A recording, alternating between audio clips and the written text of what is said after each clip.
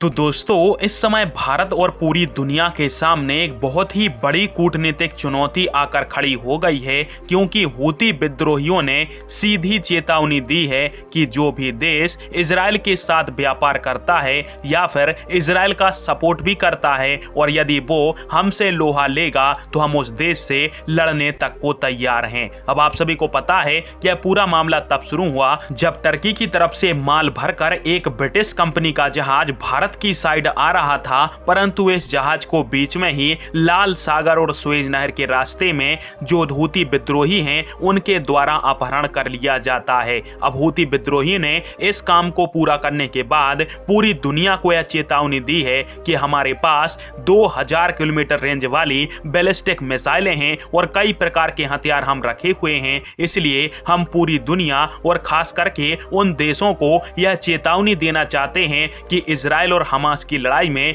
जितने जल्दी हो सके उतने जल्दी सीज फायर करा दो, क्योंकि यदि यह युद्ध लंबा खिंचा तो हूती विद्रोही भी इजराइल के खिलाफ लड़ने को तैयार होंगे और फिर इजराइल की तरफ से आने वाले किसी भी चीज के सामान के कंटेनर हो या फिर जहाज हो, उसके ऊपर हूती विद्रोहियों की तरफ से हमला किया जाएगा। अब वैसे भी यह जो जहाज अभी हूती विद्रोहियों ने पकड़ा है यह ब्रिटिश कंपनी का था। पूरी दुनिया जानती कि यह ब्रिटेन का जहाज है, परंतु हूती विद्रोही इसको इजराइल का जहाज मान रहे हैं। यानी कल को किसी अन्य देश का जहाज इसी रास्ते से आता है तो हूती विद्रोही उस जहाज को पकड़ लेंगे और उसको भी इजराइल का ही जहाज मानेंगे, जैसे कि इस ब्रिटेन के जहाज को इजराइल का जहाज माना है। और इसके अलावा हूती विद्रोहियों के लीडर ने यहां तक बोल दिया है कि जो भी देश इजराइल के समर्थन में कूदेगा हूती विद्रोही उससे भी टकराने को तैयार हैं, चाहे वह देश अमेरिका ही क्यों ना हो। और स्क्रीन के ऊपर आप सभी इसका आर्टिकल भी देख सकते हो। अब हूती विद्रोहियों की इस चेतावनी के बाद भारत समेत पूरी दुनिया की चिंताएं बढ़ गई हैं, क्योंकि हूती विद्रोही